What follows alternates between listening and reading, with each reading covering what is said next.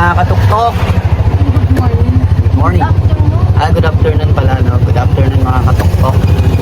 So, kumuha nga pala tayo ng installment na Rusa 200i. Subukan natin. Hindi pa natin napibrake ito kaya lalayo tayo. Kasama yung aking anak, asawa. Ito yung karusa natin, Team White mga katuktok. At syempre, panoorin nyo kung ano yung review natin dito. Okay na? So guys, so ito na yung ating sinusubukan na Rusi Karusa 200i. Tapos may mga naano tayo, mga nakasabay na mga katuktok Karusa 200i. Yan sila nasa unahan, no? Hindi natin kakilala pero nagpipip sila. Iba talaga pagka yung mga magkakaparehas kayo ng mga sasakyan. Ayan sila guys, oh. Hindi natin sila kakilala pero pinipipan tayo.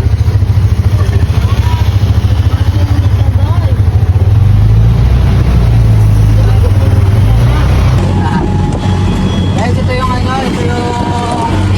first ride ko sa Karusa Rusi na malayo. Tapos hindi ako gaanong familiar sa manual pero mabilis lang siya nakapisa. Dahil smooth lang pala ito guys, ang ganda ng takbo. Hindi man siya ganun katulin yung tamang natakbo agad ng mga 80, 70, mga 40, 50 lang yung takbo ko, pero ang sarap na sa pakiramdam. So hindi naman kailangan siguro ng sobrang bilis, no, para lang mapatunayan ng magaling. So ito gagamitin namin guys, ito sa pag-ibot dito sa lugar namin ng aking pamilya. May bala kasi kami na mag-camping sa mga dagat dito. Tapos titignan namin kung ano yung pwedeng set up sa Rusi Karusa natin. Ang pangalan ng ating Rusi Karusa ay Rosie.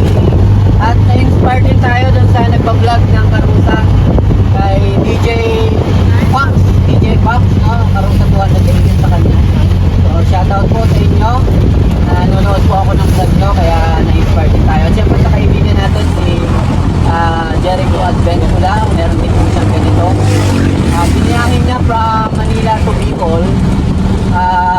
Ang kanyang naging gas ay parang 1,000 lamang po or wala pa.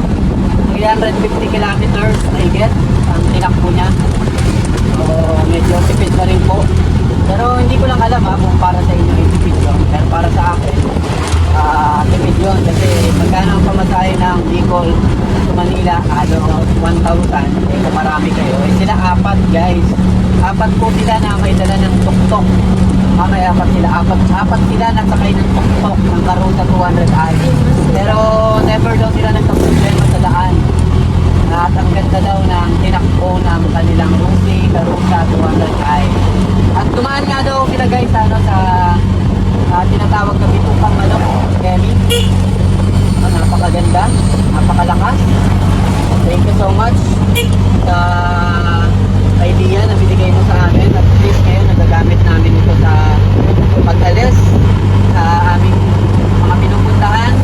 Hindi kami nababasa ng ulan at medyo komportable kami. So salamat, abangan nyo pa yung mga susunod nating mga adventure dito sa ating tuktok Karusa 200i. Okay na?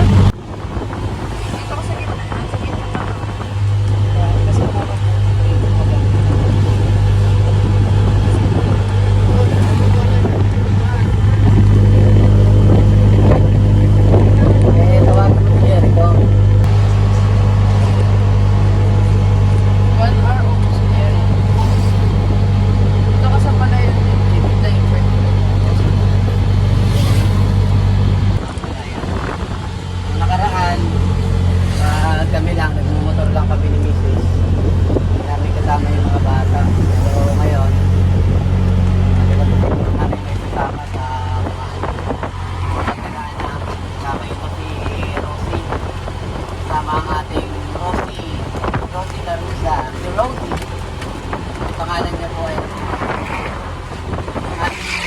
motor na pinanggagala ay STE. So bugbog na po si Blakey.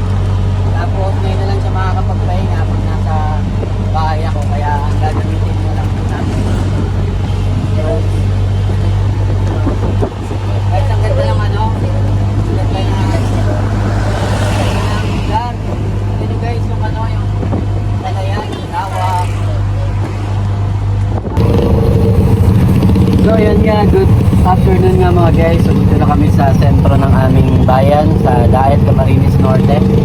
So ino po sa inyo mga katuktok.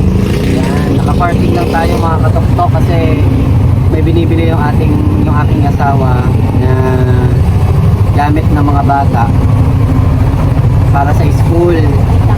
So first time namin na na dalhin yung aming tuktok. Ito si Rosie namin sa aming bayan dito sa aming city guys. So, kaya medyo nanibago rin ako sa drive kasi matagal ako na automatic, tapos ngayon nasa manual ako. Pero ang napansin ko sa Rosie na to ay tuktok guys is very good, napakaganda ng pagkakagawa, no? At saka napaka-smooth ng takbo guys. Napaka-smooth siya ng takbo mga katuktok. Hindi siya masyadong malikot. Hindi siya masyadong malikot na imanabela. Kasi smooth lang siya, tapos hindi rin siya ganun kahirap i-drive. Para sa akin smooth ang ating tuktok, ang ating Karusa, no? Kaya abangan nyo yung mga susunod natin na vlog dito sa ating adventure, tuktok adventure guys. Ito yung aking mga anak. Ayan sila, malalaki na sila, kaya kasama-sama na namin sila sa paglilibot sa aming lugar dito sa bayan ng Daet, Camarines Norte. Camarines Norte po ito guys. Bicol, no? Sa mga katuktok natin, guys, shoutout po sa inyo lahat dyan, no? Hop, bakit kayo nagtakalo, nag-aaway, ha? Nakikita kayo sa vlog, oh. Pati nyo yung yung mga katuktok natin. So, mga katuktok. Ayan. So, traffic, no? Medyo traffic. Medyo hassle mag-drive ng manual. Pero, hindi ako nahirapan dito. Kasi, ang sarap niyang i-drive. Smooth yung clutch. Smooth yung silinyador, tapos hindi masyadong magalaw yung manubela, tapos hindi rin siya masyadong nakakakaba kasi ang ganda nung tension niya, ang ganda nung nung parang ba tawag doon, yung parang nasa harap niya na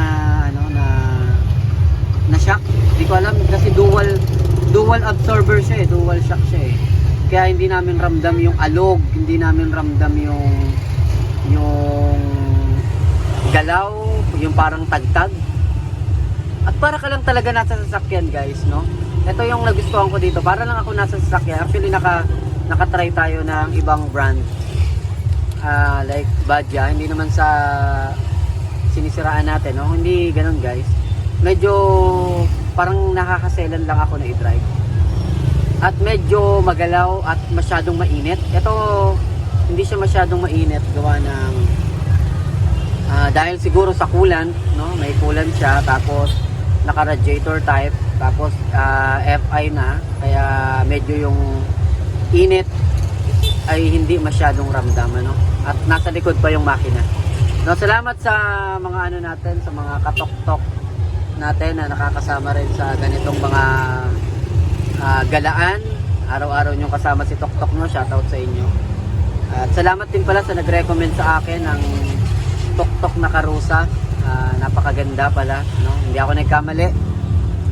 Sana samahan din tayo ni Karusa sa ating paglalakbay sa mga susunod na mga araw, buwan, at nagpapasalamat po tayo. Susunod guys, hahanap kami ng ibang spot na mapagtatambayan namin ng aking pamilya.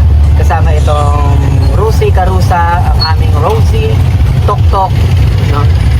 Na Adventure Edition guys, no? So, Kuya Barbero TV, so ito yung aking napansin sa aking Tuktok na kinuha, no? Napakaganda, napaka-smooth. At shoutout po sa Rosie Daet branch and Davao branch. Napakabait na pag-assist nila sa akin, ano? Ayan, bye-bye po.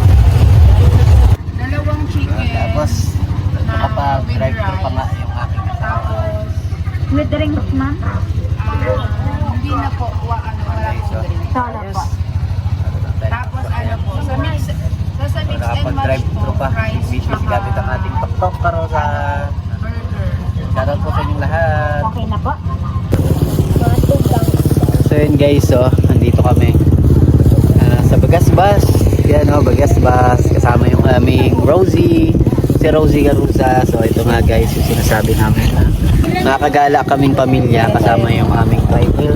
Si Rosie, yan. Si Team White, mga katok-tok. No? Kasama yan. Yan ang aking mga anak. No? Enjoy na enjoy sila gawa ng nakakapasyal na sila kasama namin. Dati nakamotor lang kami ni Mrs. Tapos hindi sila nakakasama, pero ngayon madalas na sila makakasama sa aming mga galaan. Shoutout po sa inyo mga katuktok, sana supportahan niyo po yung ating mga vlog ni ganito. Ay, Elise! Kain tayo guys. So yan nga, kasama si si Team White. Yay! Standby muna ang ating Carusa. Ang tinakbo po natin ngayon ay halos 30 kilometers. Tapos balikan pa is halos 60 kilometers. Tapos napakagaan lang na i-drive ni Rosie Carusa, ni Rosie namin. Dahil nga yung sinasabi ko kanina, naka-FI na ito. Tapos naka-water cool na. So radiator type pa, no? Ang ganda, no? Katulad nito, nakakapag banding kami kasama ang aming Carusa, tapos aming mga anak. Yan. So shoutout sa inyo guys, no? Yan. Kain tayo. So bye bye po, hanggang sa muli.